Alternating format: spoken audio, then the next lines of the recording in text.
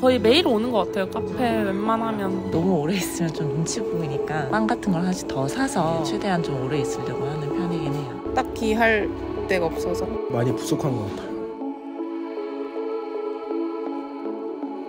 카페에서 공부하는 사람들을 뜻하는 카공족, 많이 들어보셨을 겁니다. 간혹 장시간 카페 이용으로 영업에 방해를 주는 경우도 있어 최근 논란이 되기도 했는데요. 도대체 왜 카페에서 공부하는지 오늘은 그들의 이야기를 들어보려 합니다.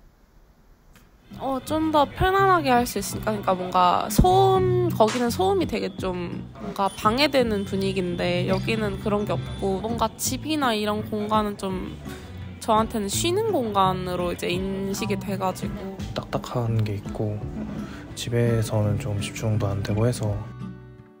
학업이나 취직을 이유로 거주지를 이동하는 청년들은 원룸과 같은 좁은 공간에 거주할 수밖에 없는데요. 집이 적절한 학습 공간이 되어주지 못하는 가운데 도서관도 대안으로 환영받고 있지는 못했습니다.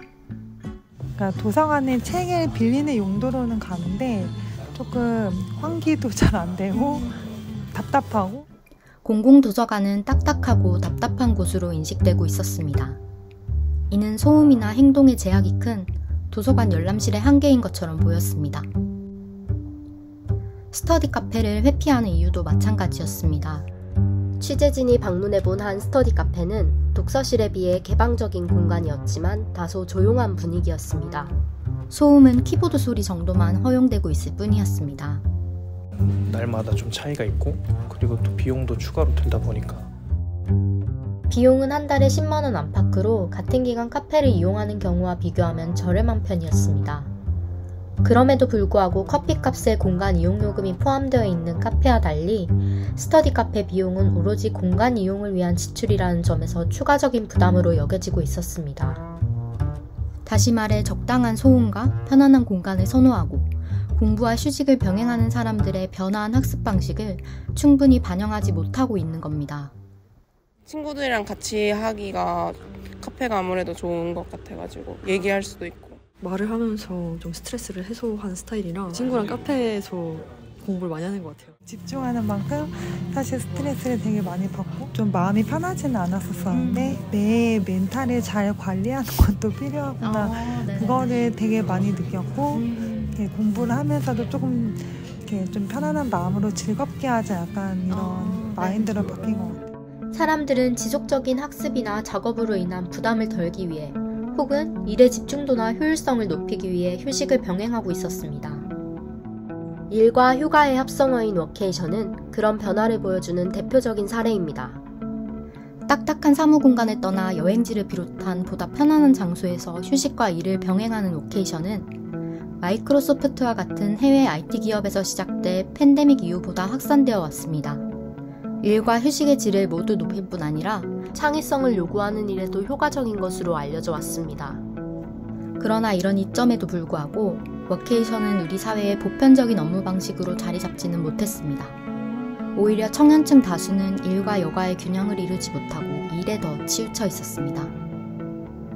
2020년 조사에서 청년들에게 일과 여가 중 무엇에 더 집중하고 있는지를 물어본 결과 균형을 이루고 있다는 응답은 41.5%로 절반에도 미치지 못했습니다.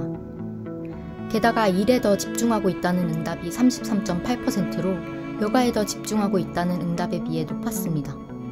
보다 편안한 환경에서의 공부를 선호하는 이유는 부족한 여가 시간에 대한 보충으로 볼 여지가 있는 겁니다. 말하자면 카공은 여행을 가는 등의 여가를 충분히 누릴 수 없는 상황에서 소박한 워케이션을 행하는 방법인 것입니다.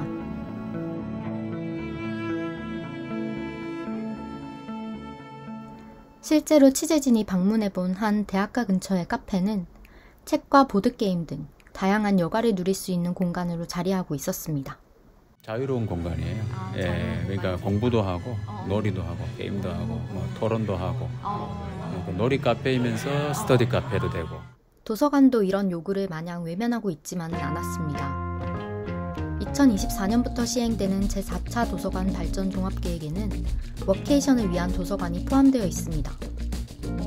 광교나 순천 등에서 숲과 도서관을 연결해 체류형 도서관을 설립하는 것이 그러한 예입니다. 일반적인 도서관들 사이에서도 일과 휴식의 병행을 위한 공간들이 마련되어 오고 있었습니다. 도서관 이용자들을 보다 넓혀 포용적이고 평등한 공간으로 만들고자 하는 취지에서 시행되었지만 도서관의 개방형, 라운지형 학습 공간을 늘려 보다 소음과 움직임에 있어 자유로운 공간들이 형성되어 오고 있었던 겁니다. 한 대학가 근처에 신설된 도서관에는 열람실이 없었습니다. 사람들은 층고가 높고 시야가 열린 개방적인 자료 이용 공간에서 각자 학습을 하고 있었습니다. 소파처럼 푹신한 의자와 탁 트인 통창까지 있어 휴식을 취하기에도 좋았습니다. 물론 이런 도서관은 기존 열람실을 대체하는 식으로 지어져 해당 공간을 필요로 하는 이들에게 공적 공간을 빼앗는다는 비판이 있기도 합니다. 그러나 개방적이고 편안한 공간을 찾아 카페를 방문하는 이들에게는 충분한 대안이 될 수 있을 것처럼 보였습니다. 문제는 도서관에 대한 인식까지 변화한 것은 아니라는 데 있었습니다. 요새 도서관들이 너무 잘 돼 있어가지고 카페랑 분위기나 이런 차이는 크게 없는 것 같긴 한데 도서관이라는 단어에서 주는 느낌이 너무 좀 도서관이라는 얘기를 들어서 좀 답답한 느낌이 있잖아요. 도서관의 접근성이 충분치 않다는 지적 역시 제기되었습니다. 여기 주변에 없으니까 이제 네. 거리가 가장 크신가요? 네. 그 지역 도서관을 고려해본 적이 없는 것 같은데 왜냐면 카페가 가깝고 뭐 별 생각 없이 왔다 갔다 할 수 있으니까 이용했던 거라서. 지자체에서 운영하는 청년공간은 설립이 까다로운 도서관의 역할을 보충해줄 수 있습니다. 그러나 청년공간 역시 그 수가 현저히 적어 청년층이 자주 이용하기에는 한계가 있었습니다. 애초에 많이 없기도 하고 본 적이 딱 한 번 있고 들어가 본 적도 딱 한 번 있었는데 가깝지 않아서 집이랑 그리고 많지 않아서 그렇게까지. 무엇보다 문제는 홍보가 잘 되고 있지 않다는 데 있었습니다. 청년 공간이 정확히 뭐죠? 근데? 살짝 들어보긴 했던 것 같아요. 있다는 걸 모르는 사람이 되게 많을 것 같거든요. 2023년 청년센터 이용 및 활용 실태 조사에서 응답자의 41.7%가 청년센터를 이용해 본 적 없다고 답했습니다. 청년센터라는 시설을 잘 알지 못해서 라는 게 가장 큰 이유였습니다. 청년센터 활성화를 위한 방안으로 적극적인 홍보가 필요하다는 응답이 가장 많았습니다. 청년센터를 이용하는 이유로는 공간 이용의 목적이 가장 높았습니다. 청년들에게 공간에 대한 요구가 크다는 사실은 2022년 연구에서도 밝혀진 바 있습니다.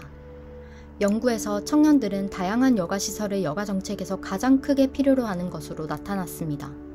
카페에서 하는 일들을 네. 대체할 만한 그런 네, 특별히 있는 것 같아요. 다른 공간이 별도 있는 것 같진 않고 그냥 주로 카페에 많이 왔던 것 같아요. 여가 시간이 의무적인 활동 이외에 개인이 자기 뜻대로 자유롭게 이용할 수 있는 시간이라 할 때 여가 공간이 부족하다는 사실은 곧 공부와 여가를 병행할 수 있는 곳이 없다는 의미이기도 합니다.